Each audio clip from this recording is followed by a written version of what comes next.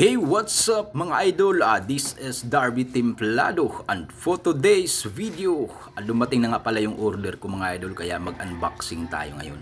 Kaso parang may problema kasi may butas yung plastic niya. So sana titingnan natin yung loob, sana walang issue yung loob niya mga idol, no? So nabili ko nga pala ito sa online shopping no mga idol. So ngayon, bubuksan na natin. Titingnan natin, sana walang issue yung loob niya mga idol.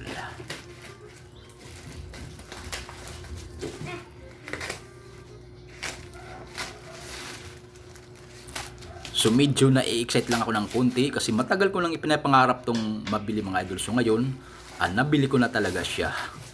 So medyo na-excite ako ng konti lang naman mga idol. So ito nga pala ay Makita. So talagang hindi siya sticker mga idol, no? Talagang nakasulat talaga siya. Titingnan natin mga idol yung laman ng ating Makita. So dahan-dahan lang natin baka ano ang laman niya. Ito na pala yung laman niya mga idol, no? So meron na rin siyang masamang manual. At siyempre meron na rin siyang charger mga idol. Dahil ito nga pala ay Barina, cordless Barina mga idol. Ito yung battery niya. At dalawang battery na nga pala yung in-order ko mga idol, no?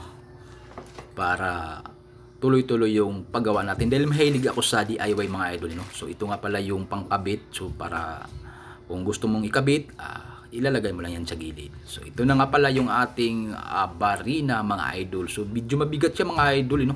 So napakaganda mga idol, no? So kompleto naman yung ating mga accessories sa loob, no? So wala naman siyang issue. Ayan, no, Makita. Talagang makikita mo talaga ang tunay na ganda.